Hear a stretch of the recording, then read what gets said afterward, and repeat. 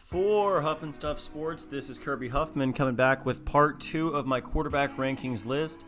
This will be rather difficult because this is the middle tier, the not terrible but not elite guys. So starting out, we've got Cam Newton. Cam is one of the hardest people on this list to place accurately because his last 8 starts over the past 2 years have all been losses, and he's been injury-ridden the entire time. He missed 14 games last year, coming off a shoulder injury, then led to another foot injury. So now that he's moving from Carolina to New England, we're going to see a completely different Cam, and I think putting him up with Bill Belichick will completely revitalize his game, and he's on a 1-year prove-it deal, trying to show that he's closer to that MVP than the person that hasn't really played the past couple years.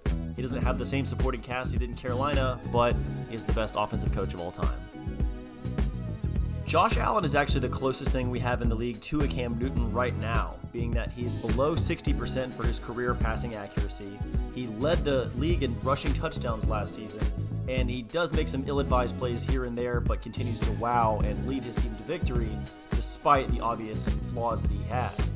Now, acquiring Stephon Diggs was huge for his development, and now he's not going to be only throwing to John Brown and Cole Beasley, but this could be a team on the rise. I think Josh Allen surprises most, but will continue to develop. Phillip Rivers is coming off a pretty down year in 2019, in which the year prior he threw for 32 touchdowns, last year only 23. That differential of 9 is also equal to the number of kids that he has, so moving from Los Angeles to Indianapolis might be kind of difficult.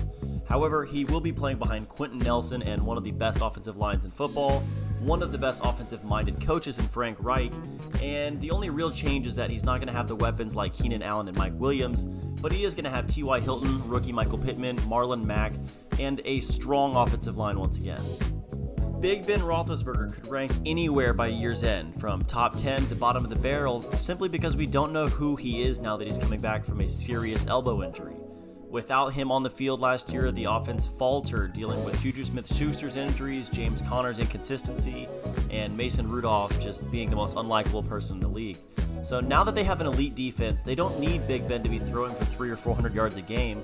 They simply need him to be better than average, and he's closer to retirement than another Super Bowl, but interesting to see what he has left in the tank. Kyler Murray is admittedly a little high on this list based on his 2019 production, but the defending Offensive Rookie of the Year is the most likely player to take a Lamar Jackson-like leap up to the top of this ranking by year's end. This is due to the fact that Cliff Kingsbury is completely retooling his offense around him, stacking him with offensive weapons, and even traded for top 3 receiver in the league. I'm still sad about it as a Houston fan, but DeAndre Hopkins is now an Arizona Cardinal, so Kyler Murray has really big shoes to fill for having such small feet, and he also is pretty much able to do whatever he wants on the football field. He is the 26th most efficient quarterback in the league, but he's still capable of doing more than most.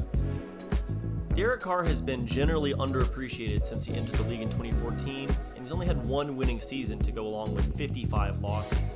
However, he's working with John Gruden, one of the best quarterback whisperers of all time, and he's got a slightly better offense than last year. They drafted the top receiver on the board in Henry Ruggs to go with Tyrell Williams. They also signed Jason Witten for some reason, but Josh Jacobs will help keep the offense moving along, and you have to think that Derek Carr is going to take more risks. He led the league in checkdowns out of all quarterbacks in the league last year, so hopefully he can expand his arsenal just a little bit and start to throw more deep passes. Jimmy Garoppolo just lost the Super Bowl in tragic fashion to the Kansas City Chiefs. Is really trying to find a place in his league status because they don't know if he's elite. He's definitely not bottom of the barrel, and yeah, he's just about average enough to get you to team success.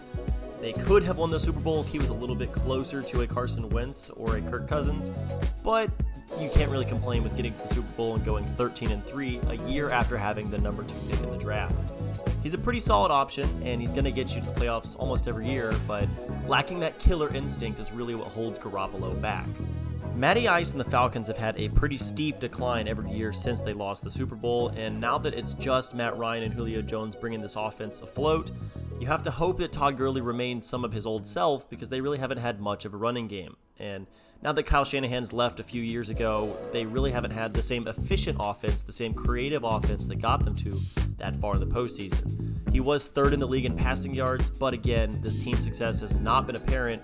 He only gets the slight nod as a former MVP. Putting Ryan Tannehill too far up on this list could be dangerous waters because who would he be if not for Derrick Henry? Who would he be if not for A.J. Brown? And would he have enjoyed the same success over the entire season other than just playing the second half after replacing a faltering Marcus Mariota. He makes some of the most impressive throws you'll see all season. In fact, his 50-yard bomb to A.J. Brown against Houston was graded as the hardest throw of the entire NFL season. But he is the fourth highest graded player at his position, and he just got paid fat stacks. Will he be able to replicate this success? Through 8 games, Matthew Stafford is absolutely a top 10 quarterback, but the fact that he only played 8 and missed the final 8 with a back injury definitely strengthens his case to be Comeback Player of the Year next year.